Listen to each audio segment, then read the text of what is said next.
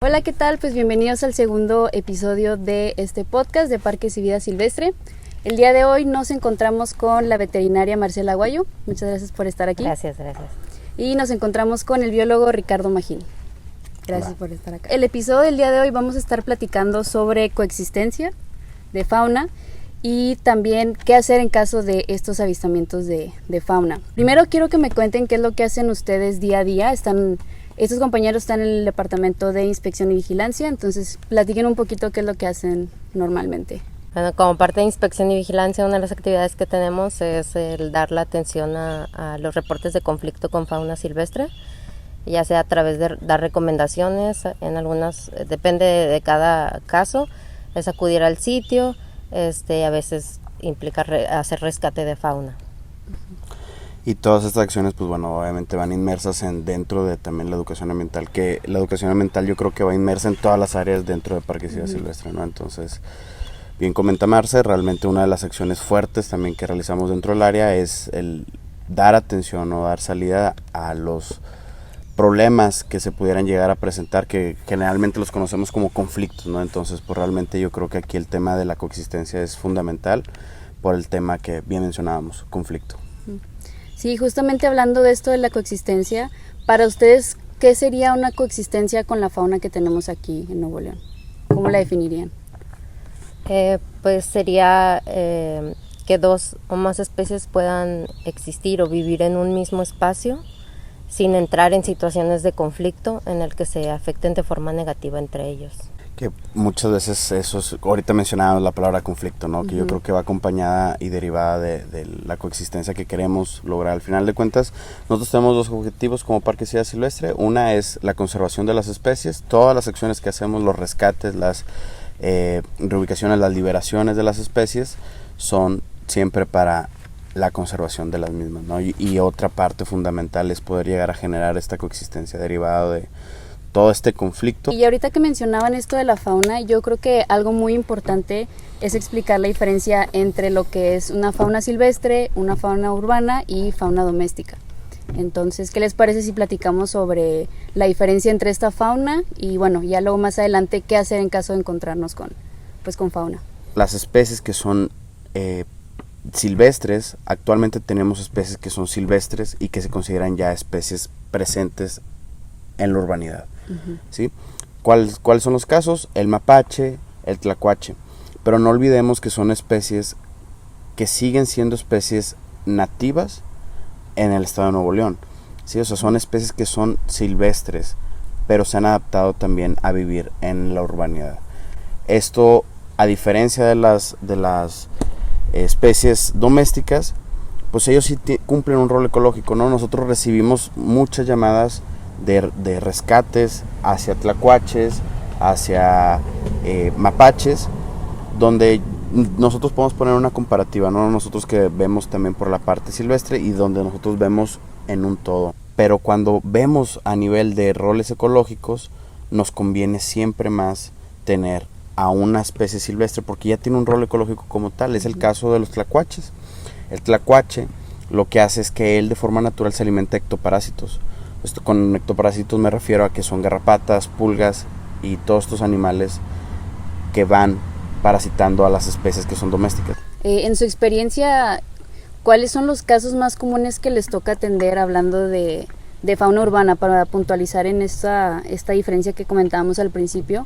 De fauna urbana, ¿qué es lo más común que les toca? Y por ejemplo, ¿qué experiencias han tenido con las personas que hacen estos reportes? Pues los reportes más comunes que tenemos creo que son tlacuaches, tecolotes, que lo más común, sobre todo cuando están en época de reproducción, es de que los encuentran pequeños, o incluso el tecolote pues es como un búho chiquito, entonces muchos piensan que es un búho bebé, entonces tienden a querer rescatarlo, de que lo voy a cuidar, pero en realidad pues ya son ejemplares que son independientes de sus padres, que pueden no sobrevivir ellos solos y no necesitan realmente ser rescatados.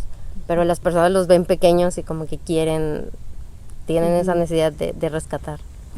Y también tenemos el caso, como hablábamos anteriormente, ¿no? De ¿por qué son urbanos? O sea, la pregunta es ¿por qué estas especies que son silvestres han migrado hacia la urbanidad. ¿O por qué se les denomina urbanos? Exacto. Y uno, obviamente, uno de los principales actores o factores que ha determinado esto para mal de las especies, ¿por qué? Porque conlleva enfermedades, es la mala disposición de la basura.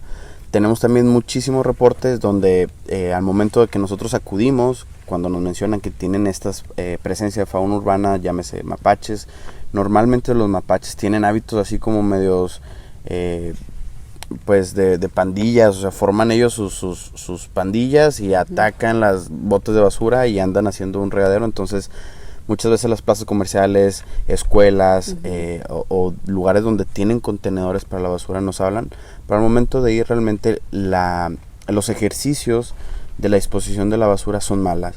Entonces estos lugares muchas veces también están colindantes a la montaña. Entonces, como comentábamos que sucede con el oso, pues el oso digamos que encuentra estas calorías fáciles.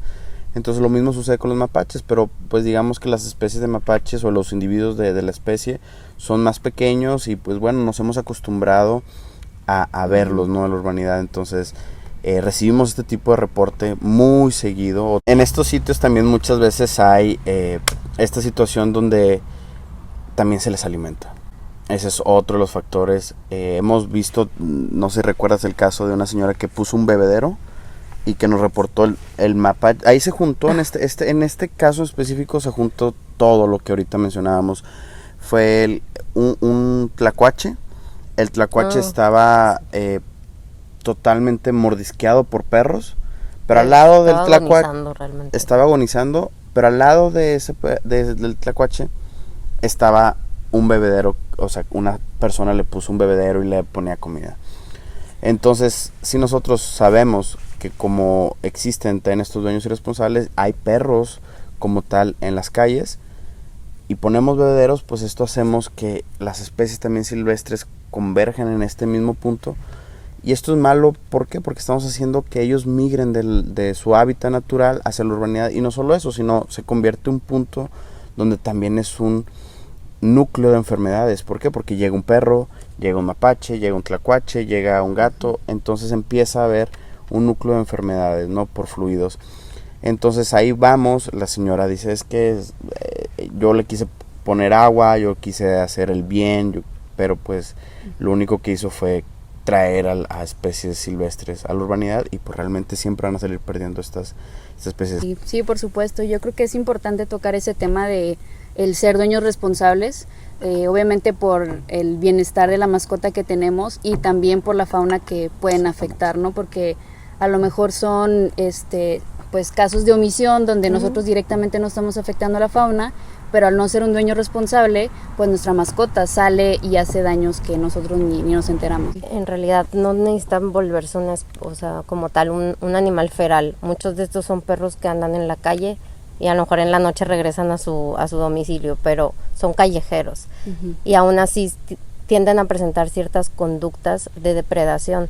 Entonces aquí en Nuevo León tenemos el registro, al menos el año pasado, de un castor que fue atacado por una manada de perros domésticos. Las lesiones fueron tales que el ejemplar falleció. Entonces perdimos un ejemplar de fauna silvestre nativa al estado y que está en peligro de extinción, atacado por un grupo de perros que seguramente tienen dueños pero no los controlan. Y me imagino que como este caso pues les han de haber tocado muchos, ¿no? Porque es muy importante esto que mencionan, o sea que hay muchas acciones que a lo mejor podemos hacer pero por desconocer y más que creemos que estamos haciendo un bien como el de alimentar a la fauna, como que ay pobrecitos ellos, sí. A mí me ha tocado mucho escuchar que dicen de que es que ellos no tienen allá arriba agua, bajan porque tienen sed.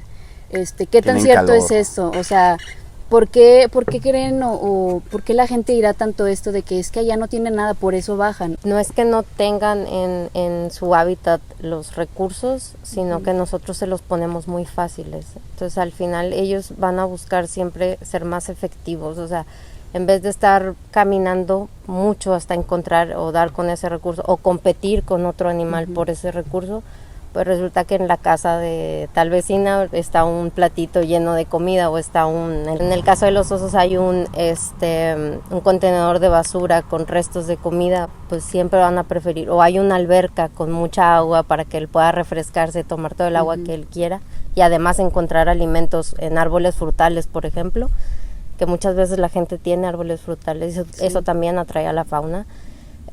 Pues estamos invitándolos a que vengan, a que acá encuentren las cosas más fáciles, y pues siempre van a preferir eso, buscando ser más inteligentes ellos. Claro, y ahora bien, el daño de esto es el cambio de comportamiento, el cambio de dietas en los animales, y también, vuelvo a lo mismo, empieza a generarse esta desinformación. Todas las atenciones no solo es como ir por el rescate, sino también es ir a analizar la situación, ver en qué situación es la que se está encontrando tanto el ejemplar como el ciudadano, e informar, ¿no? Porque realmente lo peligroso para el animal es que se está alimentando de eso, pero lo peligroso para el ecosistema es que son individuos que están dejando de hacer sus roles ecológicos dentro de un ecosistema. ¿Tienen algún caso de éxito que pudieran platicarme de coexistencia, algún caso que hayan atendido y que haya pues salido bien? Mencionamos en el capítulo pasado, ¿no? Donde un ejemplar de oso negro americano fue justamente rescatado en un lugar donde se estaba alimentando, pero a manos llenas, porque estaba, como mencionábamos, hay lugares donde están contenedores cerca de la montaña. Entonces este oso lo que hace es que se está alimentando de estos contenedores. Al momento de hacer nosotros el rescate, vamos y liberamos, justamente por esto se les selecciona a este individuo para poder colocar un radiocollar y poder ver si este ejemplar estaba ya en un grado, en un proceso de habituación. Y lo que vimos fue que este ejemplar pudo de nuevo ser parte de su hábitat natural, ¿no? Tenemos el registro de cómo se empezó de nuevo a distribuir, a caminar, a estar haciendo su rol ecológico. Bueno, y ahorita que mencionabas el concepto de habituación, Marce, ¿crees que nos pudieras explicar exactamente qué es? Porque yo creo que lo hemos escuchado mucho, cambio de comportamiento, habituación, pero exactamente qué es la habituación de una especie. Bueno, voy a poner de ejemplo el oso, que es yo creo que lo más común. Un oso naturalmente, un oso sano, digamos, nunca se va a acercar a las personas, va a escuchar a las personas y va a buscar alejarse porque nos ve como un peligro. Entonces ese es el comportamiento natural de los osos. Entonces cuando el oso empieza a acercarse a nosotros y nosotros se lo permitimos, él empieza a darse cuenta de que realmente no somos un peligro. Entonces la habituación es un proceso de habituación que lo vamos acostumbrando a la presencia del humano, y en vez de tenernos miedo, ahora resulta que se acerca, o ahora resulta que tolera nuestra presencia, cuando naturalmente no lo haría. Entonces, ese es uno. El otro problema es el condicionamiento, que es cuando el oso aprende a relacionar al humano, el olor del humano o las actividades del humano con una fuente de comida.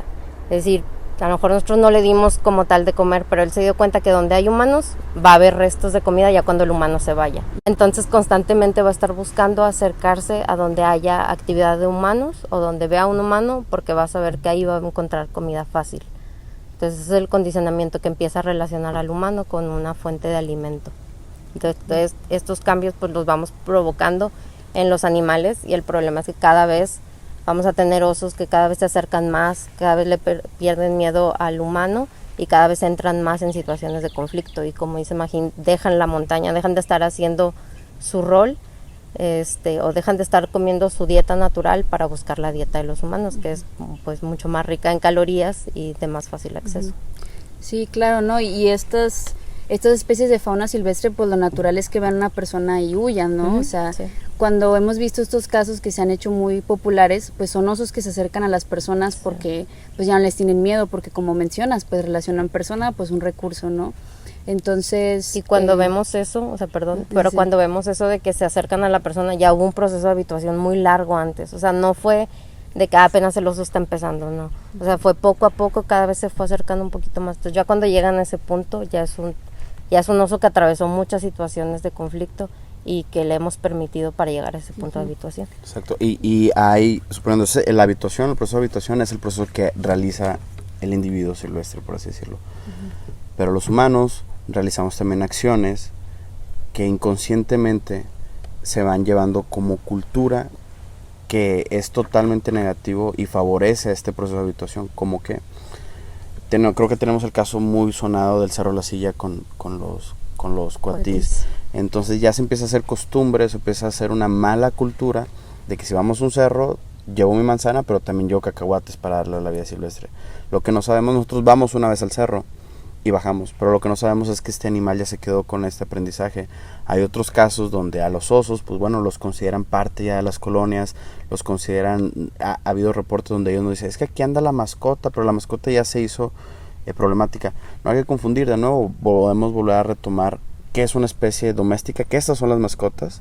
Puede ser desde un caballo, un gallo, una gallina, lo que tú quieras, esa puede ser una mascota, pero las especies silvestres nunca van a poder ser tus mascotas. Entonces, todo este tipo de acciones que también realizamos fortalece, porque jamás es positivo, fortalece a un proceso de habituación a las especies. El único perjudicado vamos a ser nosotros mismos, porque el animal se enferma, el animal deja de hacer su rol ecológico, y si deja de hacer su rol ecológico, los únicos favorecidos o perjudicados de que un animal haga un rol ecológico somos los mismos humanos.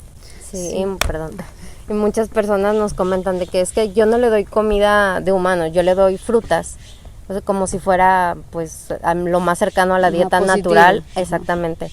Y no, porque no estamos considerando ese cambio en el comportamiento del oso que va a llevar a todo otro problema de conflicto con ellos. Yo creo que es muy importante puntualizar en esto, ¿no? Que muchas veces por desconocimiento la gente quiere ayudar a algo que no necesita ayuda, o sea, quiere rescatar fauna que no necesita ser rescatada, ¿no? Entonces, aquí si ustedes me pudieran como puntualizar en qué casos específicamente sí llamar a las autoridades, cuando simplemente dejar que pase el animal, o más o menos cómo yo como ciudadano puedo tener un indicador de que necesito llamar y a quién. Pues en el caso de fauna urbana, que era lo que platicamos ahorita, los tlacuaches, mapaches, tecolotes, si el ejemplar está sano, si no lo observamos con heridas, con lesiones o algo que impida que él pueda continuar con su camino, entonces podemos llamar a las autoridades.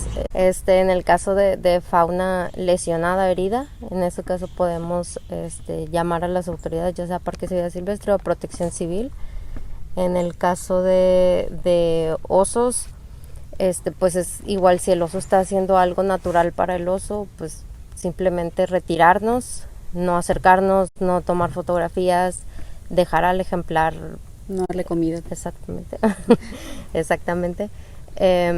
Si está en alguna situación de conflicto, está comiendo basura, por ejemplo, o está muy cerca de un domicilio, lo que podemos hacer es contactar a Protección Civil de su municipio, y a Parques de Vida Silvestre para estar enterados también y ver cuál es lo que procede en ese caso en específico. Y yo creo que es muy importante eso que mencionas, o sea, es muy bueno que como ciudadanos tengamos interés, pero siempre hay que hacerlo desde un punto de vista informado, porque si no, lejos de ayudar, creo que muchas veces terminamos perjudicando más, y creo que ustedes lo han visto como en muchos casos, ¿no?, que les ha tocado atender. Bueno, y ya para ir finalizando, ¿cuáles son las recomendaciones que muy en general ustedes le podrían dar a la ciudadanía en caso de tener estos encuentros con fauna urbana, algunos conflictos con fauna doméstica, urbana, etcétera? ¿Qué es lo que ustedes recomendarían como muy puntualmente? Pues principal, no darle de comer a las especies silvestres. A las especies domésticas, ser responsables. Pues la recomendación sería no acercarse. Bueno, primero mantener la calma si nos encontramos con ejemplares como un oso, por ejemplo, mantener la calma, no acercarnos a ellos, no alimentarlos, retirarnos del sitio, intentar que el ejemplar, igual si se intenta acercar a nosotros, hacer mucho ruido para que el ejemplar se aleje, para que no se sienta cómodo, y pues llamar a las autoridades en caso de que lo creamos conveniente. Por ejemplo, que el ejemplar no se retire del sitio o que insista en estar alimentándose de basura, podemos marcar a las autoridades, ya sea Protección Civil o Parques de Vida Silvestre. Okay. ¿Cuáles son algunas recomendaciones que nos pudieran dar en caso de avistamientos de osos, por ejemplo, que se dan en colonias donde hay, por ejemplo, albercas o que tenemos estos árboles frutales? Ahí, en estos casos, ¿qué es lo que podemos hacer como primera acción, no? Claro, es importante mencionar eso, o sea, que ahorita mencionábamos recomendaciones dentro de una urbanidad, ¿no? Para las especies que son urbanas, no alimentarlas y demás, pero todas las recomendaciones también cambian ahora en un ámbito donde ya estamos colindantes a la montaña, ¿no? Sí. Entonces muchas veces estas casas también tienen albercas, tienen, como bien comentabas, árboles frutales. Entonces, resumiendo todo lo que comentábamos, pues bueno, no vamos a cambiar la dieta de los ejemplares, ¿no? Pueden ser osos, pueden incluso ser pumas, pueden ser todas las especies que tenemos de forma silvestre, ¿no? Entonces lo que podemos hacer actualmente hemos tenido casos de éxito donde se han colocado cercos eléctricos. Esto es un voltaje muy mínimo, no le va a hacer daño a ningún ejemplar. Hemos tenido la oportunidad y la suerte de podernos irnos a capacitar a Estados Unidos y ahí vimos cómo es tan exitoso el poner un cerco eléctrico. Ellos simplemente sienten un toque. Esto hace que, digamos, el caso de los osos, se ha hecho un experimento donde ellos acorralaron un bote de basura dentro de un perímetro muy pequeño de cercos eléctricos. Los osos, claro que por el olor estuvieron cerca, estuvieron intentando, mas no pudieron. Entonces esto mismo sucede con todas las casas que están ahí, ¿no? Entonces lo más lamentable es también, yo creo que donde tenemos que poner atención es cuando estas colonias ya ven habitualmente estos osos. Y los consideran simplemente, pues bueno, aquí sabemos que siempre va a pasar el oso, aquí sabemos que siempre... Sí, la mascota de la Exacto. colonia. Y entre las vecinas, ¿no? Que también empiezan de que, no, hombre, al rato pasan unos jabalís o al rato pasa un oso.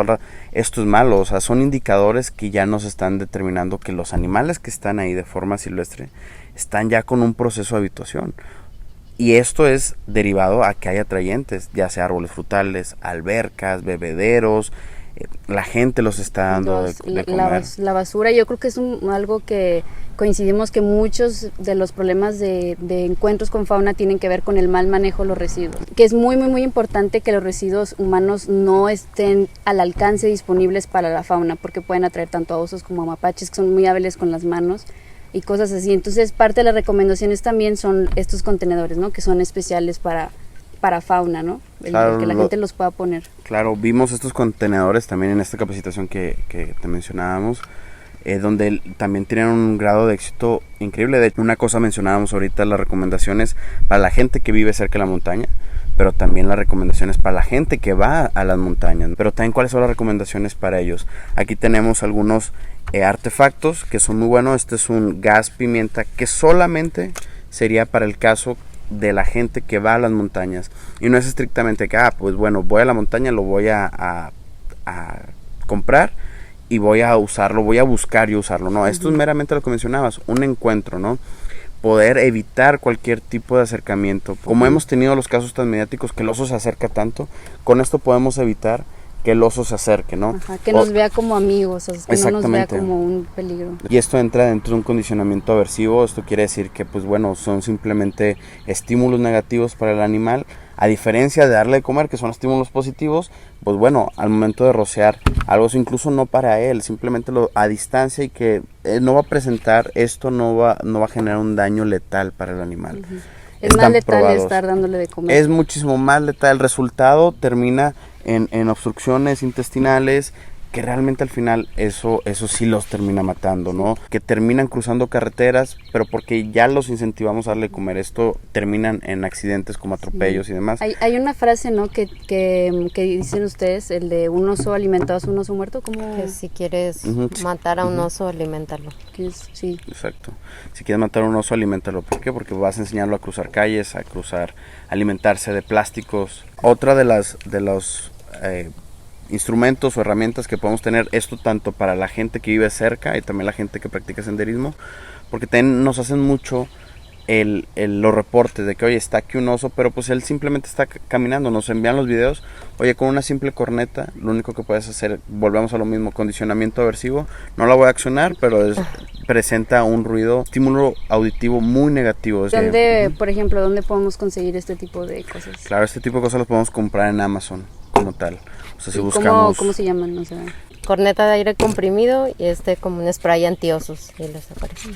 Okay, entonces son herramientas que podemos tener si es que nos gusta hacer senderismo, y también tener en cuenta otras cosas como pues no llevar nuestras mascotas, todos los alimentos que llevemos, no dejar la basura, no dejar al alcance de la fauna, que creo que engloba mucho lo que estamos platicando, el no dejar ningún residuo de ningún tipo al alcance de esos animales, porque les hace pues un daño pues muy muy muy grave. Bueno, Marcela, ¿nos podrías comentar cómo es que sucede esto de que una especie se vuelva feral? Y como mencionabas hace rato, ¿exclusivamente tiene que ser una especie doméstica la que se vuelve feral, o cómo es que sucede esto?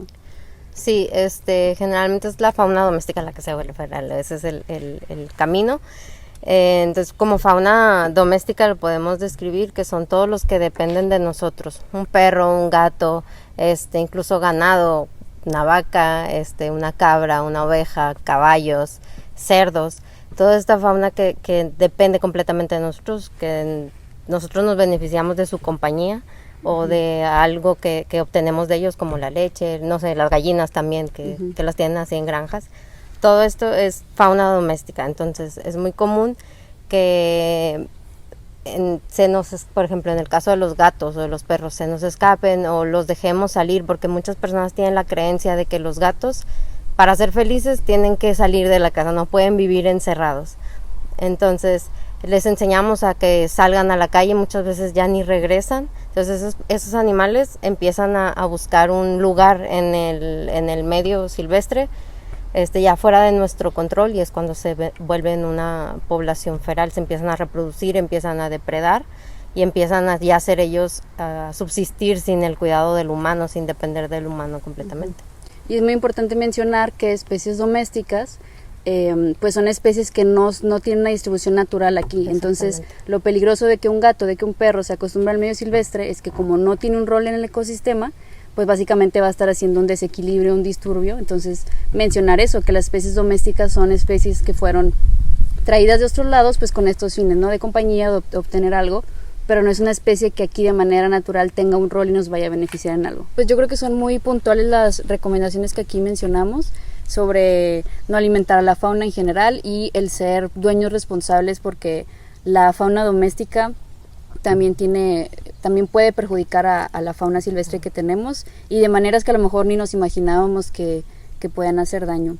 Pues la invitación para todos nosotros es: todas las acciones que hagamos siempre deben estar respaldadas por información y de fuentes verídicas, y también los invitamos a que se acerquen a los expertos, a los científicos, que se acerquen a las redes de Parques y Vida Silvestre. Ahí estamos para atender sus dudas, que también cuentan con protección civil. Aquí les vamos a dejar todos los teléfonos a los que pueden llamar en caso de cualquier situación.